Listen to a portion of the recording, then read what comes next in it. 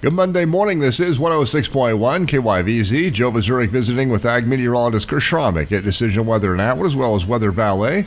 Chris, a little warmer today with chances of precipitation returning tonight through, really tomorrow night.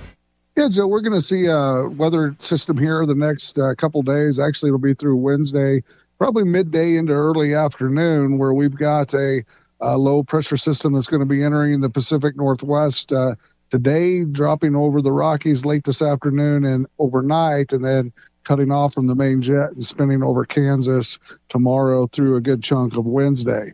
That'll bring increased chances for showers and thunderstorms, some cooler temperatures to the area, and a 3-day period of wet weather before we go into an extended period of dry weather to end the week, next weekend, and to the end of the month. Then it does appear as we get toward the first part of October, we'll start to see rain chances come back in from the west and northwest in a more wetter pattern.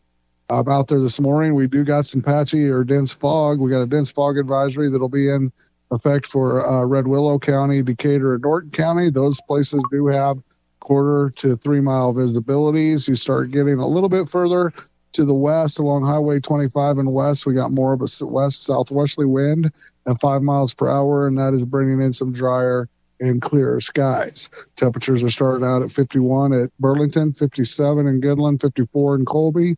We got 54 in Oberlin with the fog and a 1/4 mile visibility. We got 57 in Norton and McCook with 1/4 mile and 3 mile visibility. Temperatures this afternoon with that west wind bringing in that warmer air, we'll see temperatures climb into the lower to mid 80s. And then we've got the system and the frontal boundary that'll come through this evening overnight. We expect showers and thunderstorms to develop along I-70 here this afternoon and then work their way eastward during the overnight hours. We could have some locally heavy rainfall, particularly in Gove and Logan County, and some severe weather along and mostly south of I-70. That appears to be where we could have the large hail, the damaging wind gusts, and maybe a small tornado is even possible. You get to the north and there's a little bit less chances of that, more of a marginal instead of a slight risk for that severe weather. Rainfall totals could be 1 inch or 2 in those locations along I-70 and south, anywhere from a 1/2 inch up there around Highway 34 up to that inch on I-70 for the counties in between.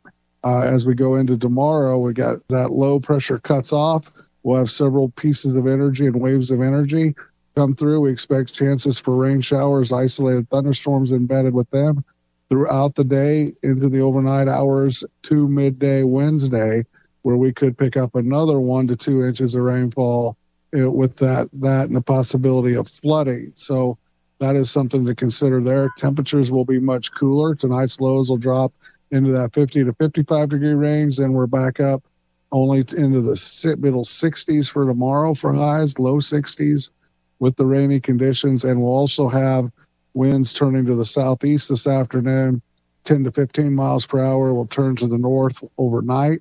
Tomorrow will be breezy at 15 to 25 miles per hour. And then as we get into Wednesday, they become more northeasterly and 10 to 15 again. As temperatures are on Wednesday, depending on when the rain ends and the sky is clear, looks like it'll be from west to east rain ending. We could see temperatures all the way into the upper 70s out to Colorado along the border and only in the middle 70s on I-25, or there could be some sun and then the 60s to the east as it continues to be cloudy.